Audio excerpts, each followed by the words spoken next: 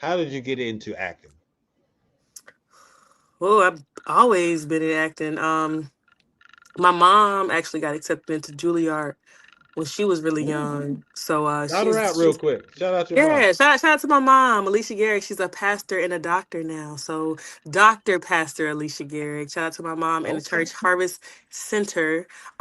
She's been in the community for over 13 years, preaching and teaching and things like that. So Wow. um she's changed her trajectory of her whole future. She actually got accepted to go, went, and then couldn't go because she found out she was pregnant. And back then, it was a lot with the kids. You know, you kind of had to either, it was one or the other. It wasn't both, you Yeah. know, so she didn't have the support system that I have today.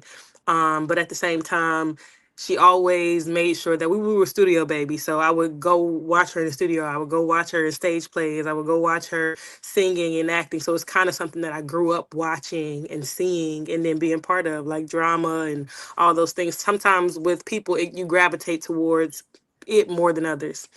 Hmm. But as I got older, one of my friends actually, she knew I was an artist, and she was like, I'm gonna put you on the show. And I was like, what show you gonna put me on? So my first show was like a Tyler Perry series.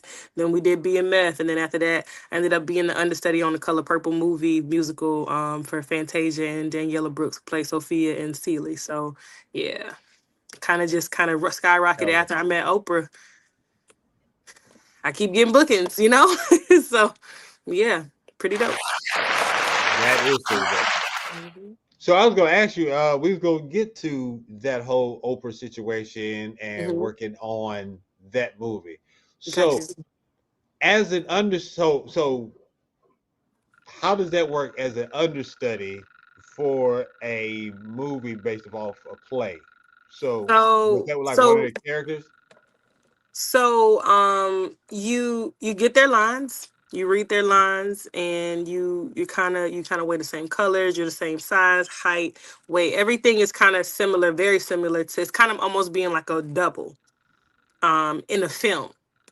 Yeah. So in So plays, you have more of an understudy, some person who has to learn all of the lines, mhm. line by line, precept by precept. When it comes to the movies, it's less likely, but there's still people there for that reason. You get what I'm saying? But they're called Team A. So you have Team A, which are the stars of the people who come in, but they only can come in for a certain time. So before they come in, those lines have to be read off, those songs have to be sung, those in front of the same team, in front of the same people that's holding the camera. So, they always say it when they call us second team, they're looking at us to be the next people that are going to be in the team A later on in life for a little bit. You know what I'm saying? Not even later on in life. Sometimes it could be the next film. So Yeah. it just kind of depends on what you look at it as. It's technically called a stand-in. Yes. So I would be standing in, reading Fantasia's lines or reading Daniela's lines, for whatever role or whatever scene it would be that we would be on for that. So you had two artists that you had to stand in for. Yeah, yeah. Well, I actually it was three. It was Marianne, who played like the, I don't know, the woman who deeded Celie the store and all the stuff later on in the movie or the film. I'm not sure if you're familiar with the musical, but it happened also in the actual show back in the day as well, the Mhm. movie back in the day.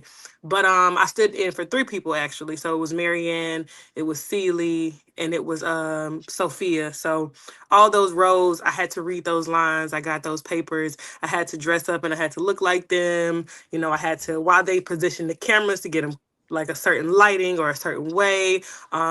We had to run through it the same way they would run through it, same type of acting, same type of, everything had to be the Yeah. exact same so that they could see, like, okay, well, this is what we're going to do. So soon as you step off, you literally step off and you give them your spot. So just in crossing and in passing with those people, being able to have like conversations, or whenever the cameras go down, just being able to, like, Fantasia poured into me, and Halle Bailey, and man, Daniela, it was just so much. Meeting Oprah off camera, it was like probably one of the biggest moments of my life, honestly. So yeah.